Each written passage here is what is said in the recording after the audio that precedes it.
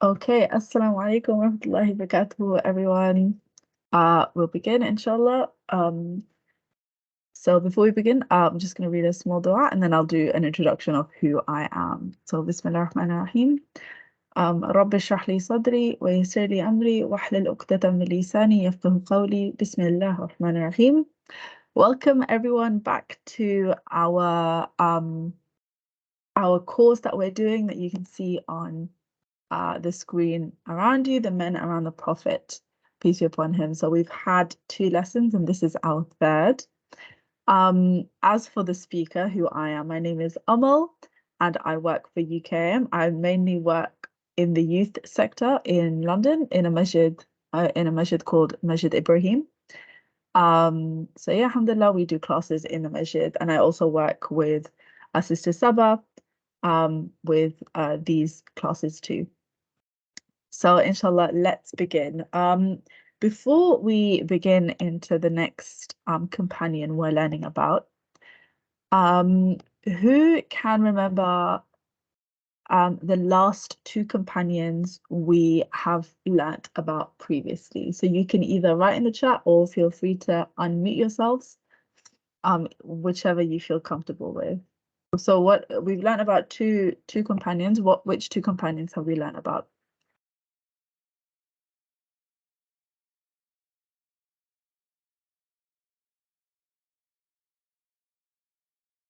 Hope everyone hasn't forgotten.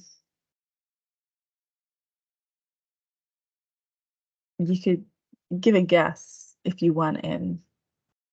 Yes, brilliant. Sayyidah Umar radiallahu anhu is exactly with a companion we learned about last week.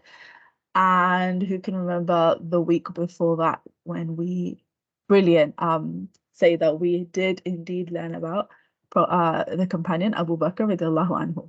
So those are the 2 companions we've learned about.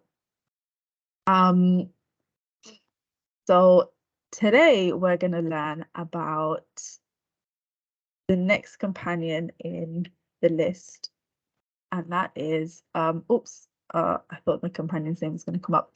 It hasn't. We're going to learn about the next companion. I'll leave it a bit of a mystery. Well, if you guys have read the contents, then you know what we're going to do. But let's go back to the 2 previous companions. Someone, whether you can unmute your mic or you can say it in the chat, can you give me one quality of Abu Bakr radiallahu anhu and one quality of Umar radiallahu anhu that you learned about in the previous lessons? It could be a specific quality, if you remember a small story, if you remember anything specific, anything you took away from that lesson about either Abu Bakr or Umar radiallahu anhu, please write in the chat so we can recap our knowledge.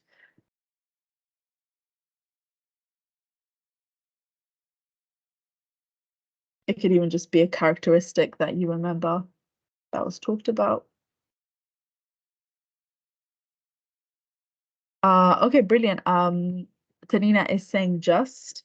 Say who you're talking about. So it could be about either, to be honest, but you're right. Being just, that was, you might have learned that with Umar radiallahu anhu. Also Abu Bakr radiallahu anhu, we're saying he was honest and truthful, honesty, generosity. Brilliant. These are all characteristics of both. They're both overlap, Umar and Abu Bakr radiallahu anhu. Brilliant. I will let and Umar radiallahu, brilliant. Yes, that's very good memory.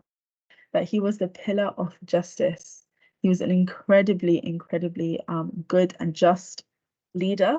And we learned about him last week and some of the things he did as a leader, as a Khalifa. So I've just recapped here as well. Abu Bakr radiallahu anhu was incredibly loyal, believed with conviction. He was very generous, like you both said, and Umar radiallahu anhu was incredibly just, like all of you said. He understood the consequences of actions, understood what would be asked about, showed the world really how to be a good leader. And his main aim was to unite all the Muslims. So today, the companion is revealed, we are learning about Uthman radiallahu anhu. So this Uthman radiallahu anhu, as we will learn, was the next caliphate or khalifa. And that means he is the next leader. So the first was Abu Bakr radiallahu anhu. This is after the Prophet Muhammad sallallahu alaihi wasallam passed away. Abu Bakr radiallahu anhu led the Muslims, and then it was Umar radiallahu anhu, and then it was Uthman radiallahu anhu. So he is the next one. And we learn a bit about how he was a leader and some of the things he did before he became Khalifa and after. So before we begin, I'm sure some of you might have heard a few things about Uthman radiallahu anhu. So we're going to do a small quiz in the beginning to see what you know. And inshallah, at the end, you will all be able to answer these questions. But if you don't know now, that's completely fine. That's why we're here. So who thinks they know what the name of Uthman radiallahu anhu's father was? So you know how you know in Arabic you have a like, for example, Khadija bint Khuwaylid. That means Khadija, daughter of a man called Khuwaylid. Muhammad bin Abdullah, Muhammad the son of Abdullah. So if you can remember, if you've had Uthman bin something, who thinks they know what his father's name was? It kind of rhymes with Uthman, actually. Kind of rhymes with it.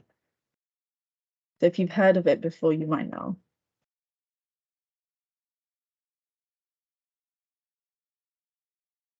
Oh, brilliant. Say they're saying Affan. Yes, bin Affan. That is correct. The answer is Uthman ibn Affan. So his father's name was Affan.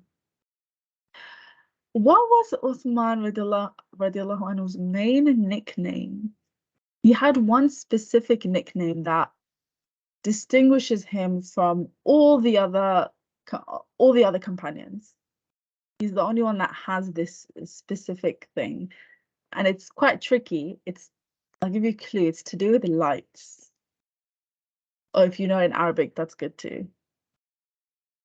It's to do with something to do with lights. Yeah, kind of. Noor, getting there. Ghani's is one, not the one that I was thinking of. Ah, yes. Dhul Nurain.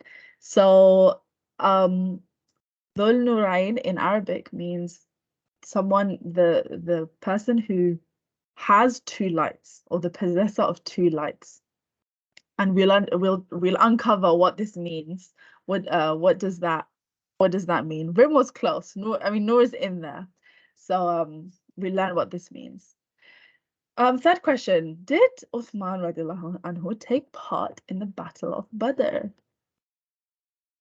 So maybe use your knowledge. Think, was he Muslim then? Was he not Muslim? Who am I saying no? Let's see if anyone else says no or yes. Sibi is also saying no. The correct answer is, you're right, it is no, but he was a Muslim while the Battle of Badr took place, but he did not take part in the Battle of Badr, and we'll inshallah uncover why he did not take part. Did Uthman radiallahu anhu convert to Islam early, or did he convert later? So early or late? Who thinks they know? Say they're saying early, Sabi is saying early.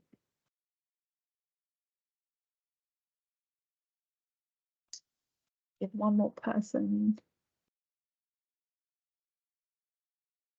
to type. Yes, and Humar is saying early. The correct answer is indeed early. He was actually one of the first 5 males to convert. So he did convert very early. And the last question, who told him about, oops, I hope you didn't see that. Who told him about Islam? So who gave him da'wah about Islam? Hope you didn't see the answer, because I think I accidentally pressed it. It was I'll give you a clue. It's one of the companions you have learnt about. Brilliant, Noor. It was indeed Abu Bakr radiallahu anhu. Awesome. So let's learn a little bit about Uthman and how he looked like. So some of his physical appearances. So in a hadith, the Prophet Muhammad ﷺ was talking to his daughter and he says, "No man resembles more in physical appearance of your father," meaning he was talking about himself, Muhammad ﷺ, "and your grandfather Ibrahim ﷺ more than Uthman radiallahu anhu." So Uthman, his physical appearance resembled a lot like the Prophet Muhammad ﷺ. So he was not too tall, he was not too short. He had long curly black hair, broad shoulders, like the Prophet, a very small gap between his teeth, and he was very, very handsome. So those are some of the physical properties of Uthman radiallahu anhu. Let's think about his background. So what did he do and how did he live in Mecca? So his tribe, his family was called the Umayyad tribe, and he was someone who was very much loved and respected by a lot of the Quraysh. He didn't tend to have a lot of disputes between people, which is why he was loved a lot. He grew up to be a businessman, and he was incredibly, Allah blessed him with a lot of wealth. So he was very skilled in his business, and he ended up being one of the most richest men in Mecca at the time.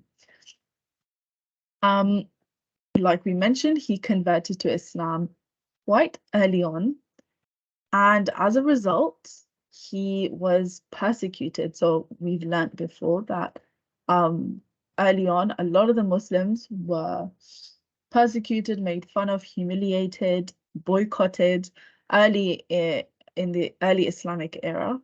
And Uthman radiallahu anhu was one of those people who was also a victim to this torture or this humiliation. Now let's sort of fast forward to his married life. Now Ruqayya was one of the Prophet's daughters, Ruqayya radiallahu anha. And because we all know that Prophet Muhammad ﷺ also had a very high status, and he was from an incredibly good lineage. She was a very noble person, not just because of her characteristics, but also because of her family. And she was engaged to Abu Lahab's son, and his name was Utbah. And when so Abu Lahab, who knows what Abu Lahab's relation was to Muhammad sallallahu alaihi wasallam? So they were part of the same family.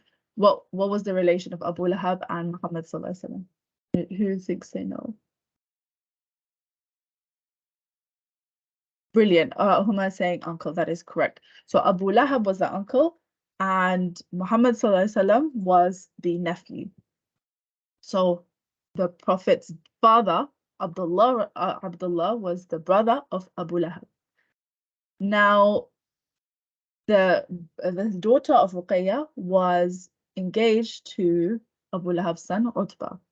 However, when the revelation came down to the Prophet Muhammad sallallahu alaihi wasallam, and after Allah subhanahu wa ta'ala commanded the Prophet to be open about Islam, because if you remember in the beginning, Islam was talked about quite secretly.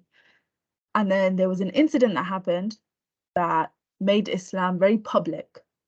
And this is an incident where the Prophet went to Mount Safa. You might know this mountain that in Umrah we go between Safa and Marwa. This is the same mountain. And he climbed up to Mount Safa and preached to the people about Islam. And the Prophet Muhammad sallallahu alaihi wasallam, he says, this is one of the things he said: "If I told you that horsemen, i.e. an army, were advancing to attack you from the valley on the other side of this mountain, would you believe me?" And all the people, they screamed, "Yes. We have always found you truthful." The people are admitting the Prophet is a truthful man. And the Prophet Muhammad sallallahu alaihi wasallam, "I am a plain warner to you of a coming severe punishment." So this is one of the things he said at Mount Safa, and this was his first public announcement of the religion of Islam. Now, when this happened, Abu Lahab became extremely angry, and he said, "May you perish. You gathered us only for this reason." And he humiliated the Prophet Muhammad sallallahu alaihi wasallam. And this is when the surah Surah Lahab, or Surah, there's another name for the Surah, Surah Masad, Tabbat yada Abi Lahabin wa tab. This is when that surah came down. After this incident where Abu Lahab humiliated the Prophet, Allah subhanahu wa ta'ala humiliated Abu Lahab. Now, because Abu Lahab was so angry, he told his son to break off the engagement to Ruqayyah. So that is how their engagement broke off. Now, when this had happened, even in our society, breaking off something that is verbally agreed is, again, it's humiliating, and it's incredibly, incredibly rude.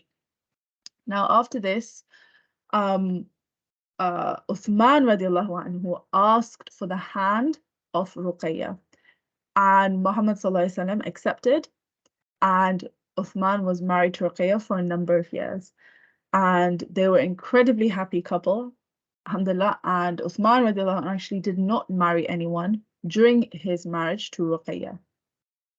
Now, because they were both Muslim and they were both in Mecca, they were both being persecuted, they were both being humiliated.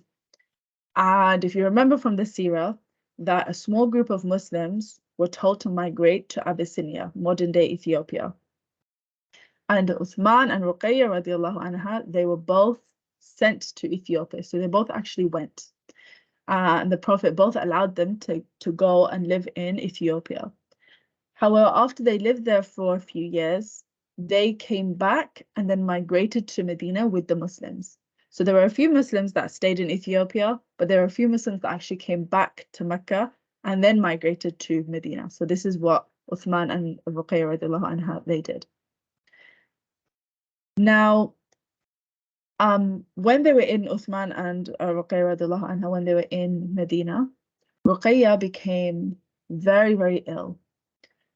And this is the same time where the tensions between the Quraysh in Mecca and the Muslims in Medina were very, very tense.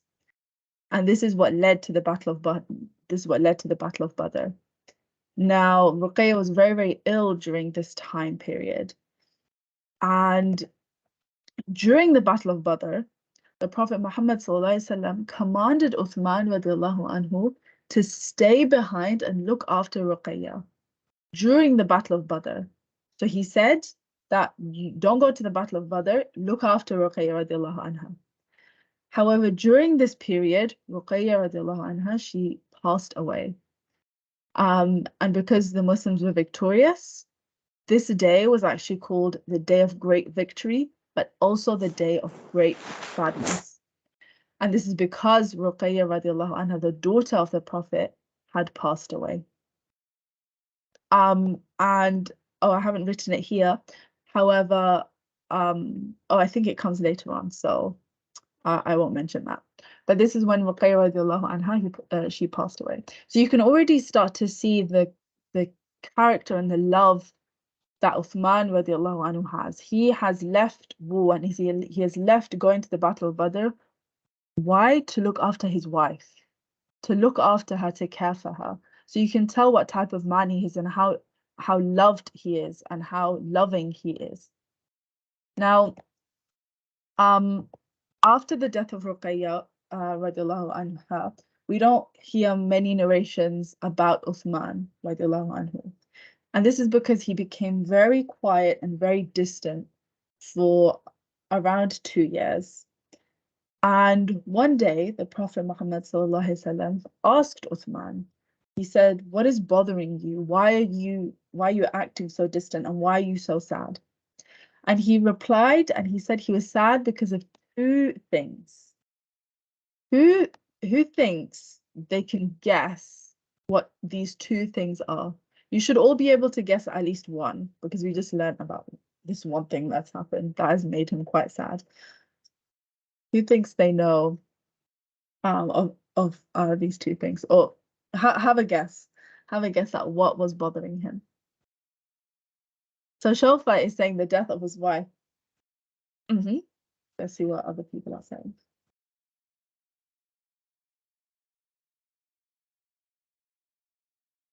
Do you agree with Shofa? Do you not agree? Okay, so MK saying missing the Battle of Badr. That's a good guess. The death of his wife, losing Ruqayya radiallahu anha. Brilliant guesses.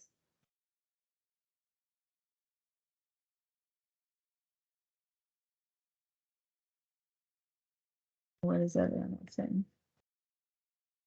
Emma saying the death of his wife.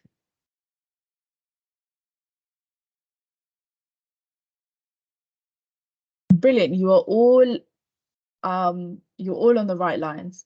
So one of the things that was on his mind that he said was that it was the death that he had lost Ruqayya radiallahu anha, his wife, his beloved wife. He had lost Ruqayya. That was one thing that was upsetting him. The second thing that was upsetting him was that his connection to the Prophet had been cut, because him being married to Ruqayya meant he was the son-in-law of Muhammad sallallahu alaihi wasallam. However, now Ruqayya radiallahu anha was passed away, he was no longer the son. That connection had been cut off. So he said, the death of Ruqayya and my family tie to you has been cut because of her death. So he was upset that he has become a little bit more distant from the Prophet Muhammad sallallahu alaihi wasallam. And you can see with all the companions how much love they had for the Prophet. This is what was bothering him, the death of his wife and the fact that his closeness to the Prophet had been cut. So upon hearing this, Muhammad sallallahu alaihi wasallam suggested that Kulthum radiallahu anha marries Uthman radiallahu anhu. And after this marriage, his connection to the Prophet was now restored. And this is where the title comes from that we learned in the beginning of Dhul Nurayn, the possessor of two lights. What are these two lights? The two daughters of the Prophet. That he was married to two daughters, and he's the only companion that was married to two daughters of the Prophet Muhammad sallallahu alaihi wasallam. So he was the possessor of two lights. That's where his nickname comes from. Now, we've learned a little bit about his marriage to Ruqayya and Kulthum radiallahu anha. Now let's look at a little bit about his qualities, and in-depth look at his qualities. So one thing that Uthman radiallahu anhu is very much known for, so for example, Abu Bakr radiallahu anhu is known for his loyalty. One of the many qualities that he has. Umar radiallahu anhu is known for his ability to be just and a leader. Uthman radiallahu anhu, he was known, one of the main things he was known for was indeed his modesty. So I'm going to narrate to you a narration that we learn about how modest Uthman radiallahu anhu actually is. So at one time, the Prophet Muhammad sallallahu alaihi wasallam was at home and he was lying down, so his a little bit of his calves were uncovered because his cloth was maybe folded, but his calves were uncovered. And during this time, Abu Bakr radiallahu anhu asked to come inside his house, and Abu Bakr radiallahu anhu came, and the Prophet just remained lying down, and his legs were shown.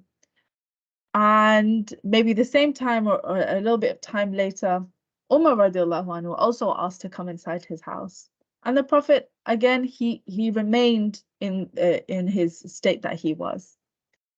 However, when Uthman radiallahu anhu asked to enter, the Prophet Muhammad sallallahu alaihi wasallam sat up. He no longer remained lying down, and he sat up and covered his leg with his cloth.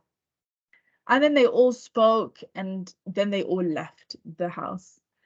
And later, Aisha radiallahu anha, who is the wife of the Prophet, who must have been there at the time and witnessing this, she asked Muhammad sallallahu alaihi wasallam that, when Abu Bakr radiallahu anhu walked in, you didn't get up. And when Umar radiallahu anhu came in, you also did not get up and fix your clothes. But why did you do that with Uthman? When Uthman came in, you adjusted your clothes, you sat up. And then the Prophet Muhammad sallallahu alaihi wasallam, he said this: should I not show modesty to the one whom even the angels show modesty? Just such a few words that show us how or the characteristics of Uthman radiallahu anhu and his modesty. Should I not show modesty to the one whom even the angels show modesty and are shy from? Now, I'm going to ask you the question now. What is modesty? From this small narration I've narrated to you, what is modesty, and what do you understand from the word modesty?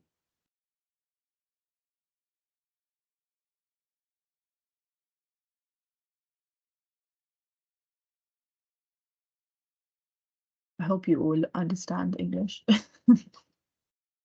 I'm guessing you do, or else you would not be here. Yeah, Noor is saying shyness. Yep. Being shy at the correct times, not being overly boastful. I agree. Shof is saying humility. Rim is saying, yep, the modesty of physical modesty, covering up yourself. Brilliant. Rim is saying covering up, you know, wearing clothes. Tanya is saying haya, brilliant. Yep, haya is the Arabic for modesty. That's brilliant. And Ubayd is saying selflessness. So modesty, there's a lot that is encompassed within modesty. Some of the things that I've written here is one of the qualities that you guys mentioned, to have humility, to remain moderate about yourself and your abilities. As Muslims, we shouldn't be boastful. We should be confident in our ability. We should be confident in ourselves. However, to be boastful is something else. To go around and saying, I have this, or I have that, or I'm able to do this, and make others feel less than you, that is incorrect. We should be confident and have confidence in ourselves and use our abilities for good. But the minute we use our ability to put other people down, to say, I can do this and you absolutely cannot do this, or I'm completely better than you, that is not being modest. Not to be arrogant and boastful, being soft-spoken, how we interact with people. So we should be interacting with people in an equal manner. And I've included a hadith here. Modesty is part of faith. And one of the things I didn't write here is what you guys said about covering yourself up.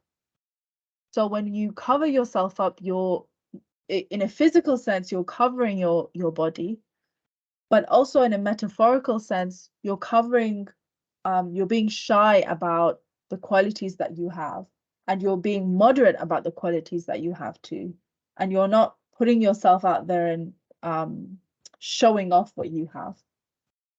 And that is exactly what Uthman radiallahu anhu had. And so much so that the angels even showed modesty towards him. The angels were modest around him. So that was one of his first qualities. His second quality was his generosity. So we mentioned in the beginning that he was a very good businessman. And there was a time after the migration that the Prophet Muhammad ﷺ was asking everyone for donations because they were about to fight in the Battle of Tabuk. And he called upon people to donate to the army. And Uthman radiallahu anhu, he presented with 200 saddled camels and 200 ounces of gold. And he, on top of that, gave 1,000 dinars. And Prophet Muhammad ﷺ kept asking other people for donations as well, in hopes that they would give as freely as Uthman radiallahu anhu did. However, it was only Uthman radiallahu anhu that surpassed everyone and gave a total of 900 equipped camels.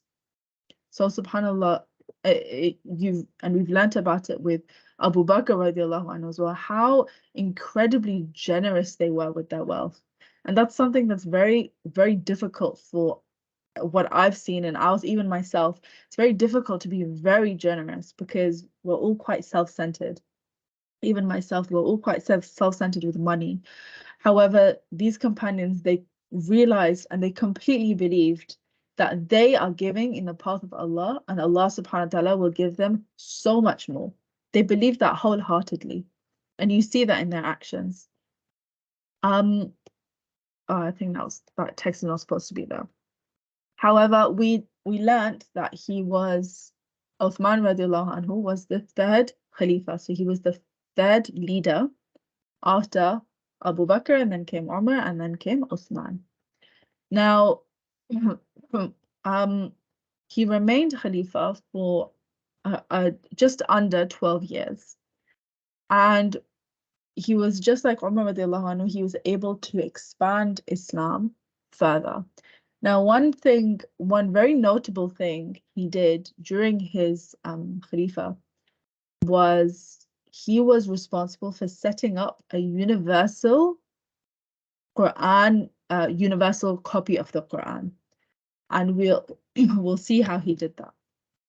So, because Islam was being spread across multiple different countries, when that would happen, now we need to remember something here, that the Quran was not written. It was a spoken, not a language, it was poetry. So people would remember this poetry and this Quran and then narrate it to others. So it wasn't something that was written down and then you read it. Like today, when we think Quran, we think of a book. But back then, the Quran was not a book. The Quran was primarily spoken. Now, when people would listen to the Quran, they would listen to it and then they would speak it in their own dialects. So they would all have different ways of reciting the Quran. And because of this, the people, meaning the writers of specific countries, would write the Quran in the way they heard it. So they would each have different scripts of the Quran. And Uthman radiallahu anhu, he realized this. And he realized that there's so many different countries with so many different dialects, and they each writing different copies of the Quran, and they're narrating the Quran in a different pronunciation. This is something that and he realized this is something that needs to be universal and it needs to be homogeneous. It cannot keep changing. They realized the consequences of that.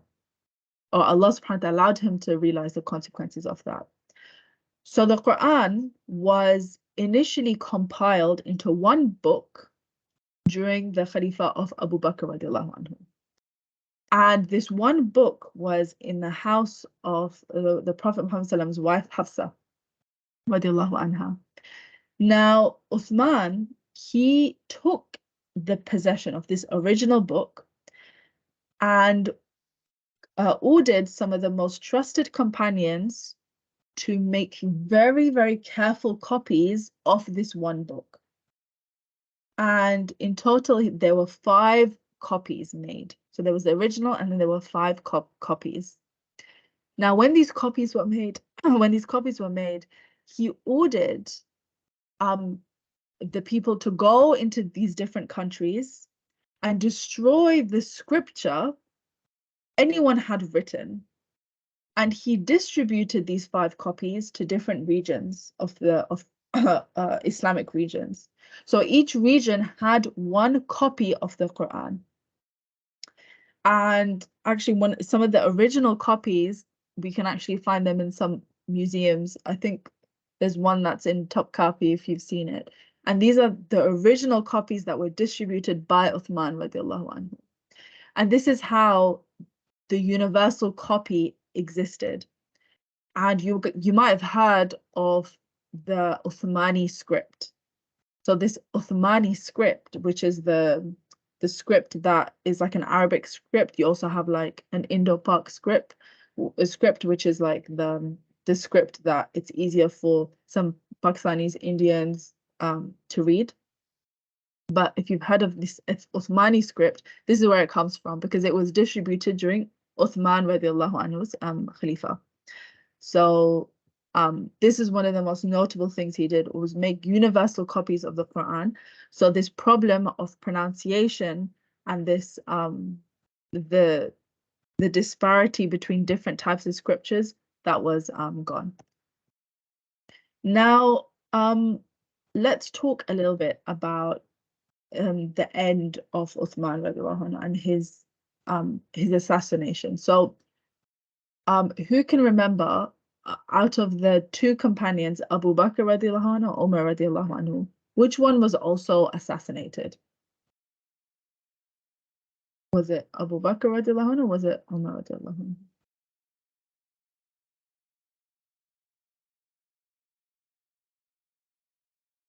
Rim is saying Umar radiallahu anhu.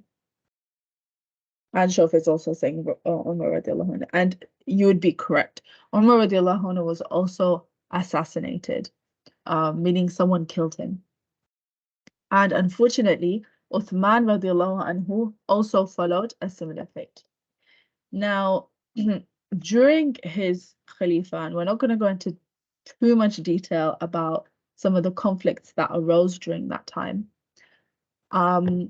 However, during his Khalifa, there were different rebel groups, and some of them did not like Uthman radiallahu anhu at all, and did not like some of the decisions he made with regards to some of the military expeditions, some of the decisions he took with like judging. They did not like him, and there were a small group of people that were a group that were against Uthman radiallahu anhu, and a lot of them were persuading him to step down. Much like how you might have seen in British politics, where all the people asked the Prime Minister to step down, and they put a lot of pressure on him to step down. And this is exactly the same situation Uthman radiallahu anhu was in, that everyone was asking him, or this specific group was asking him to step down. However, Uthman radiallahu anhu, he remembered of something the Prophet Muhammad sallallahu alaihi wasallam told him. And the Prophet told Uthman at one point, perhaps God will clothe you with a shirt, Uthman, and if the people want you to take it off, do not take it off for them. So the Prophet Muhammad sallallahu alaihi wasallam was actually predicting that something like this would happen, that Uthman radiallahu anhu would be in a position where people would tell him to do something, and Muhammad sallallahu alaihi wasallam is saying, do not do that. Do not take this shirt off for them. And this was metaphorical, and what the Prophet Muhammad sallallahu alaihi wasallam meant was that do not step down for them. So Uthman radiallahu anhu, upon remembering this, did not step down. And because they did not step down, this group then set out to assassinate him. And initially what they did was they surrounded his household, and they did not let him leave, and basically keeping him under a boycott. So he was not allowed to go into the masjid, and he wasn't allowed to go outside and buy anything from the market, and he had to stay in his house. So they were pressuring him. And on most days he would fast, because he did not have any food with him, or he had minimal amount of food with him. And one day he had a dream, and in that dream came the Prophet Muhammad sallallahu alaihi wasallam, and the Prophet Muhammad sallallahu alaihi wasallam said to him, "Oh Uthman, tomorrow you open your fast with us." So the Prophet Muhammad sallallahu alaihi wasallam was almost telling the Uthman that you are going to die. You are going to die before you break your fast, and then you'll break your fast with us. And unfortunately, the Uthman radiallahu anhu was indeed killed while he was fasting. Now, let's fast forward to an incident that took place between some noble companions. So we've learned that there was already a small group that did not like Uthman radiallahu anhu. And one day, there was, this is well after the Uthman radiallahu anhu had passed away, and a man from Egypt came to Mecca, and he came to perform Umrah, and he sees people surrounding an old man, and he asks in quite a rude tone, "Who is that old man?" And the people reply to him with, "He is Abdullah ibn Umar. So, just calm down. He's Abdullah ibn Umar," meaning the son of Umar radiallahu anhu. He was surrounded by people, and he was telling people something. And he was talking, Abdullah ibn Umar was talking about Uthman. And this Egyptian, he heard that they were talking about Uthman. So he goes up to Abdullah, and he says, how can you support Uthman radiallahu anhu? Do you know Uthman radiallahu anhu fled from Uhud? Meaning Uhud was the battle that took place. So he's asking him, do you know Uthman fled from Uhud? And Abdullah ibn Umar said, yes, I know. And then the Egyptian asks, don't you know that he wasn't even there at the Pledge of Ridwan? And I'll explain to you what the Pledge of Ridwan was. But there was a pledge that took place within the Muslims. And Abdullah ibn Umar replied, yes, I know he was not there. And then the Egyptian said, do you know that he missed the Battle of Badr? And Abdullah, again, he replied with, yes, I know this. And in that time, the Egyptian was happy, and he said, look, why are you supporting Uthman radiallahu anhu? He didn't do three things. He fled from Uhud, he wasn't there at the Pledge of Ridwan, and he missed the Battle of Badr. So how can you say such good things about Uthman? Uthman was not a good leader. This is the ethos that he was spreading about Uthman. However, before the Egyptian left, Abdullah said, can I explain to you each of these things? And Abdullah explained the first thing. And he said, regarding Uthman fleeing from Uhud, Allah subhanahu wa ta'ala, and this is true, Uthman radiallahu anhu did flee from Uhud. Abdullah replied with, Allah subhanahu wa ta'ala forgave every single person that fled from Uhud, because Uhud was an incredibly difficult time for the Muslims. And it was incredibly, incredibly difficult. However, Allah subhanahu wa ta'ala forgave all of them.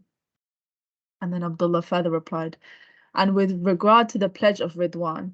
Now, Ridwan was, let's explain a little bit about what Ridwan was.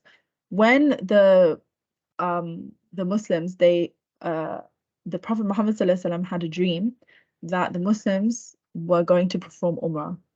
So because the dreams of the Prophet are true, the Muslims set out from Medina to go perform Umrah. However, the Quraysh stopped them. And in summary, what happened was there was a spokesperson from the Muslims that went to negotiate with the Quraysh about performing Umrah and their dealings with each other. And this person was Uthman. So Uthman radiallahu anhu went as a spokesperson, as an ambassador of the Muslims, to go speak with the non-Muslims, with the Quraysh. And during this time, Uthman radiallahu anhu was gone for a very long time, for a few weeks. And in this time, the Muslims were getting very worried. They were saying, why hasn't Uthman radiallahu anhu returned? And they all thought the Quraysh have killed Uthman. They've probably killed him. So they took a pledge from the Prophet under a tree. And they pledged that if Uthman radiallahu anhu was killed and he did not return, we are going to go and we're going to fight the Quraysh. They did not have any weaponry at the time, so it was an incredibly firm pledge that they made. But they said, we are absolutely going to fight the Quraysh. We don't care that we don't have any weaponry. They all came on foot. They said, we are going to fight Quraysh if Uthman was not there. So this was the pledge that the Muslims made. So Abdullah replied, the pledge was about Uthman radiallahu anhu. So of course, he's not going to be there on the pledge because he was out as the ambassador. And regarding the Battle of Badr, and we know why he wasn't there at the Battle of Badr, Abdullah ibn Umar replied, the Prophet Muhammad ﷺ told and commanded Uthman to stay behind and look after his wife, Ruqayyah.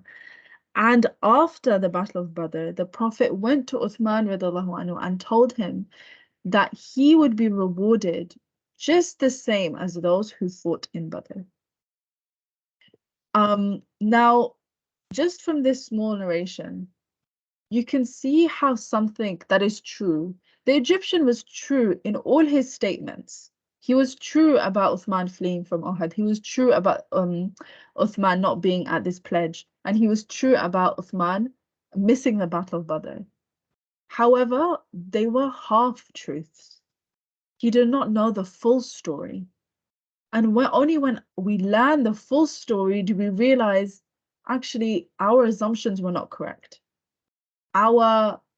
We misunderstood this situation, which is why as Muslims, it is so easy sometimes to get caught up in the emotions that you might feel about a certain issue.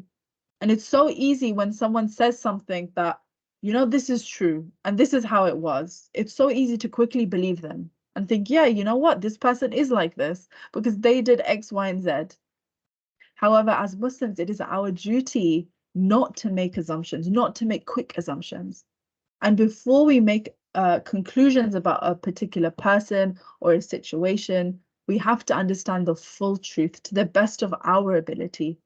No matter how convincing it might seem, the Egyptians sounded very convincing in the beginning. Of course, Uthman is a bad man. He wasn't there for all three events. However, he did not understand the full situation. And even though he was convincing, we have to understand the full truth. And that is an obligation of us as Muslims, to understand situations holistically. Now, some of the lessons I've compiled for us here is one of the things that we've learned is be very generous with your wealth.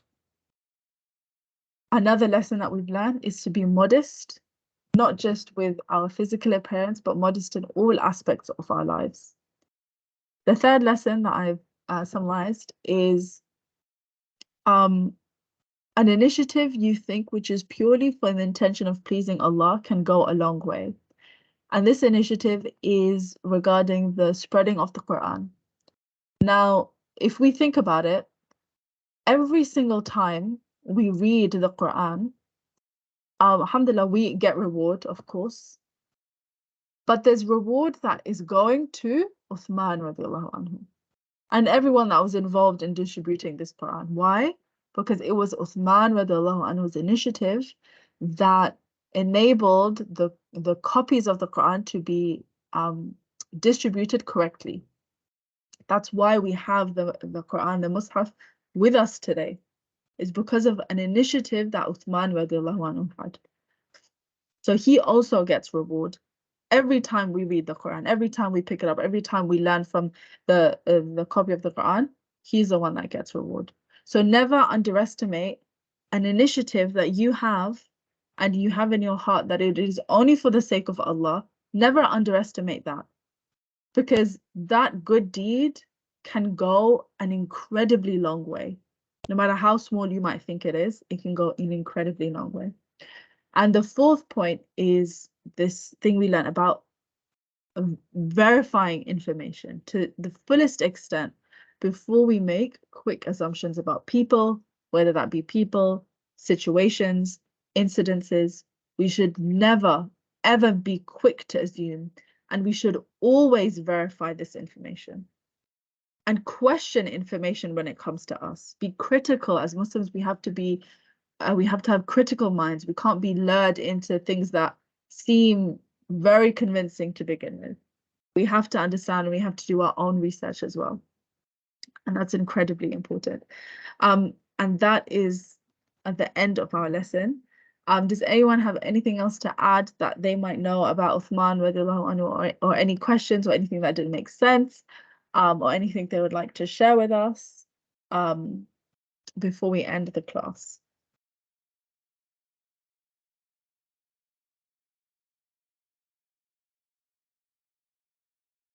Does anyone know anything else about Uthman radiallahu anhu that we didn't cover today that they'd like to share with everyone?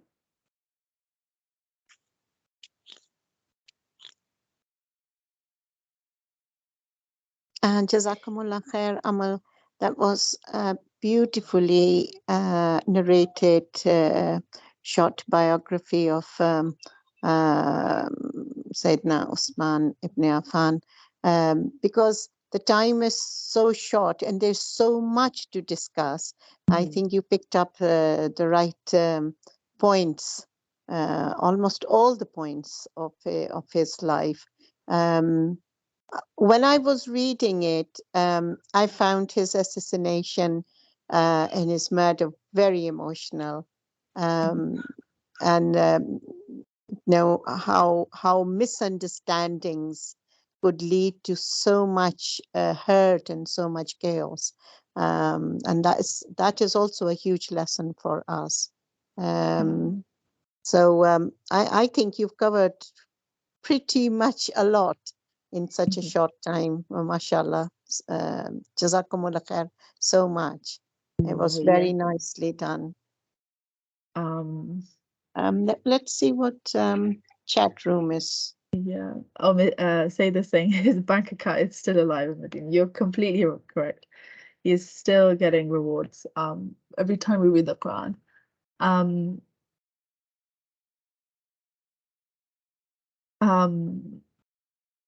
And yes, Sister Saba, you were saying about his death. It was incredibly emotional. There was also a small incident that I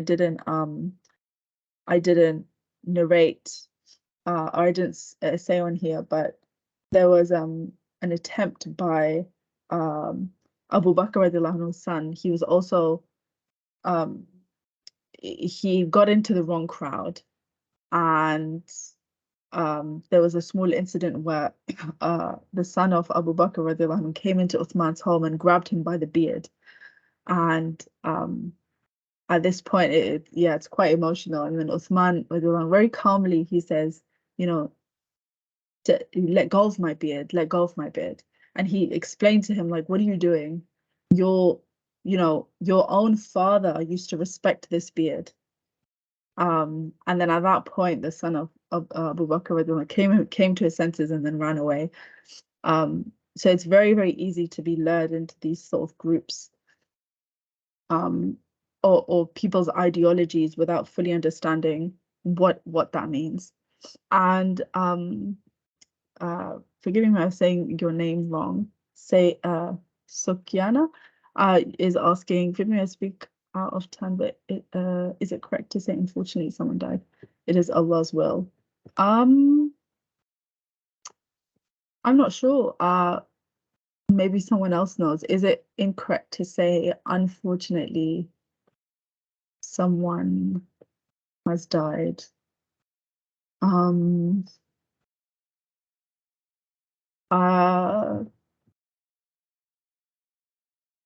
is, yeah. It is will of Allah.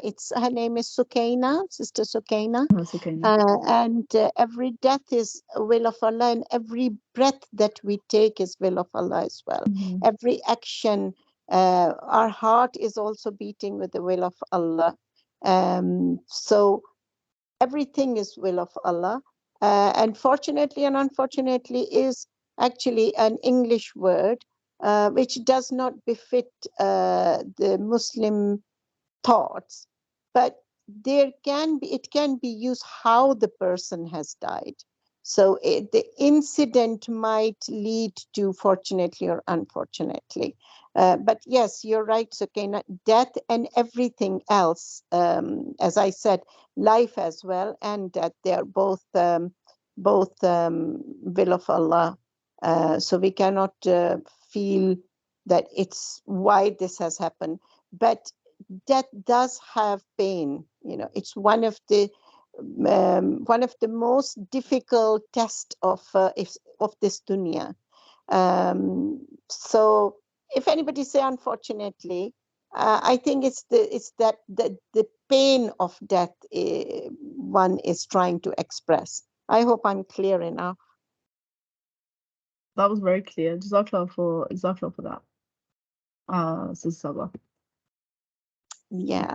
Inshallah, next week we will be covering another short biography of Sayyidina Ali ibn Abi Talib, another great name in a shining star in the history of mankind, I would say. And inshallah, we will be doing that. And I think, Amal, you're doing again?